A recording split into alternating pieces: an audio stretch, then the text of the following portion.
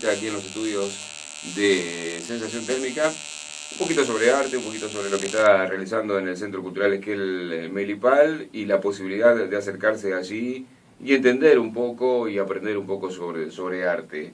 En especial, como se titula uno de los talleres, Arte para Adultos, como decía uno de los cartelitos que vi por allí. Romy, ¿qué tal? Muy buenos días. ¿Qué tal? Buenos días. Sí, el taller es para adolescentes y adultos. Yo voy al de adolescentes, ¿vos? Y también, obviamente. Obviamente. Con mis Están mezclados, 14 años. Igual no nos vamos a dar cuenta, no, adolescentes y adultos. ¿Por qué se diferencia esto de taller para adolescentes y adultos a un taller de arte, por ejemplo?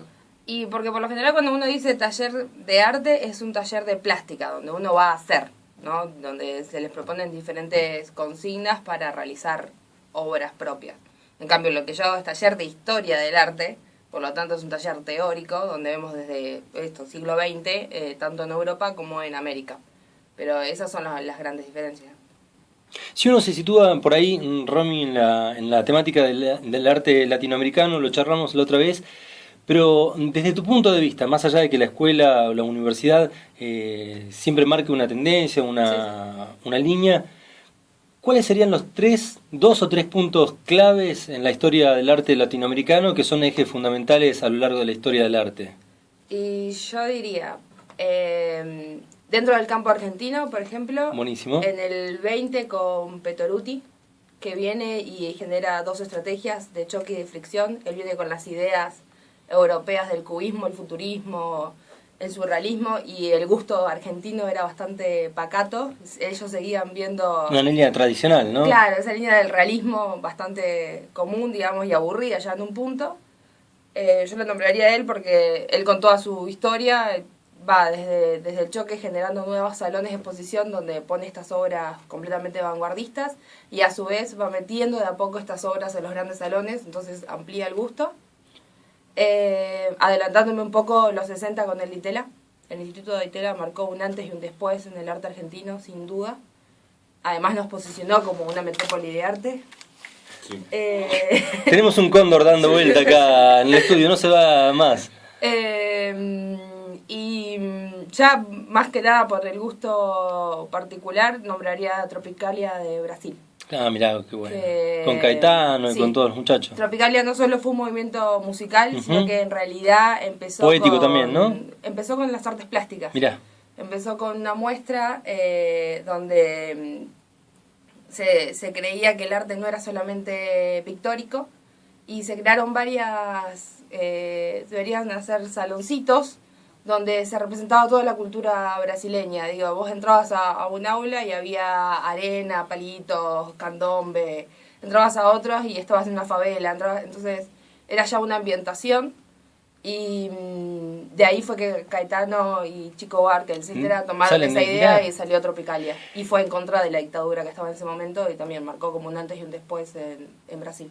A lo largo, una pregunta más que de mi parte tiene que ver que si una de las características, calculo, que debe haber tenido, por lo que nombrás ahí también del arte latinoamericano de ruptura con lo tradicional, también tiene que ver con esta oposición y esta reacción frente a las dictaduras cívico-militares de la región, ¿no? También el arte funcionó como batallón necesario de los derechos humanos, etcétera. Sí, lo lindo del arte es que dice todo en otro lenguaje y a veces cuesta muchísimo entenderlo. Si uno ve, por ejemplo, las obras de Iommi en ese momento, en el 70, hay toda una serie de cubos que dice algo habrán hecho y están todos rotos o nuevos materiales, y si bien eso no estaba diciendo nada por la dictadura, había una contraseña ahí con el espectador que indica lo que está sucediendo, ¿no? En Argentina. Si bien hay muchos artistas que se tienen que ir, digo en Argentina y en los países limítrofes también, porque en Chile con el movimiento No también se generó, contra Pinochet, también tiene nuevas contraseñas.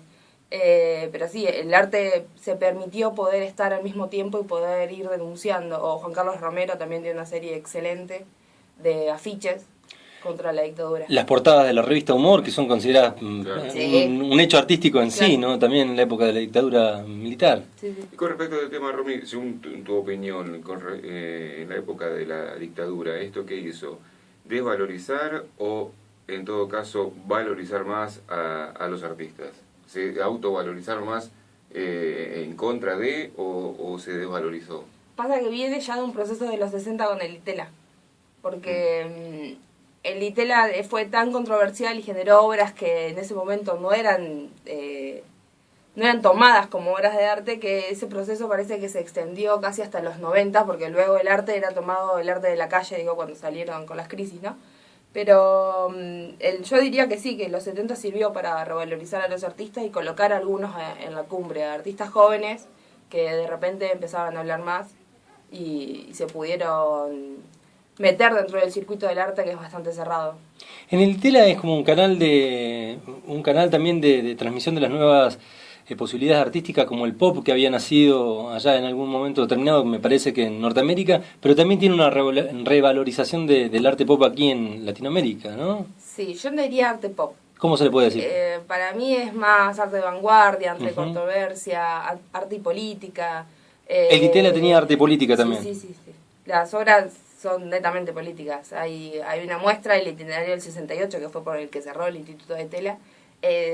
Si bien los artistas no lo habían tomado como político, exacto, el espectador había tomado determinadas obras como políticas, y quieras o no, la influencia que tiene el espectador al leer la obra... Produjeron una transformación en el espectador. Exactamente, sí. Habla ahí de un proceso de esto, de un antes y un después, de quebrar con lo que uno comprende como arte, ¿no? ¿Quiénes recordamos del Itela? Minujín es una de las clásicas, ¿no? Lila Pusovio. Mirá. Lila Pusovio arrancó ahí. Con los happening que se hacían ahí en con los happening, y no solo con los happening, con su línea de moda. Bueno. Ella presentó los zapatos plataforma en ese momento. Ah, miró. El que estoy usando yo. Las plataformas esas coloridas vienen de los 60 y son de Lila Pusovio. Viste que no me decían cosas buenas cuando caminaba por la calle con las plataformas. Bueno, hay que echarle la culpa a Lila. Bueno, volvamos al inicio de esta charla, que era con respecto a los talleres que se están dictando en el Centro Cultural Melipal, que todavía están en curso. ¿Hasta cuándo? Hasta fines de enero, primera semana de febrero. ¿Se puede ingresar todavía o ya...? Sí, como poder se puede. El asunto es que hay todo un proceso anterior que no se va a ver, pero si se quieren acercar no hay ningún problema. ¿Es todo teórico o hay la posibilidad de expresarse después en algo práctico? Por lo general hacemos una parte teórica y luego hacemos algo práctico que quizás tiene más que ver con algo escrito. Hay muy pocas clases donde se van a poner a producir, porque en realidad esto, como es un taller de historia del arte, uno no va a buscar producir o generar una línea de producción propia en cuanto a la plástica, sino que va a buscar otras herramientas de la historia. Y la gran pregunta es, ¿qué es arte? Que lo charlamos muchas veces y nos preguntamos. Me voy a guardar el chiste fácil para después. ¿Qué es arte? Y depende mucho. Sobre todo depende de dónde esté colocado. Porque lo mismo que hablábamos del Vigitorio de Duchamp. O sea, no es lo mismo que yo vaya y ponga un Vigitorio que lo ponga Duchamp, que ya tiene una historia, que lo reconocen, que no lo puso en cualquier lado y lo puso en una galería que en ese momento vendía bastante bien. Era mía pipí cucú. Exactamente. Entonces depende mucho del lugar, porque hay muchas cosas que uno las ve en un museo y dice, bueno, pero esto o puede estar en un museo de ciencias naturales o directamente puede estar en la calle. Entonces depende mucho de esa contraseña y de esa intención. Ya con el dadaísmo, por ejemplo, hablamos de un gesto, de una idea en vez de la obra en sí. Nosotros vemos el proceso acabado, pero muchas veces necesitamos ver el proceso. Eso es lo interesante. Bien. ¿Te podemos comprometer para la semana que viene con algún tema específico?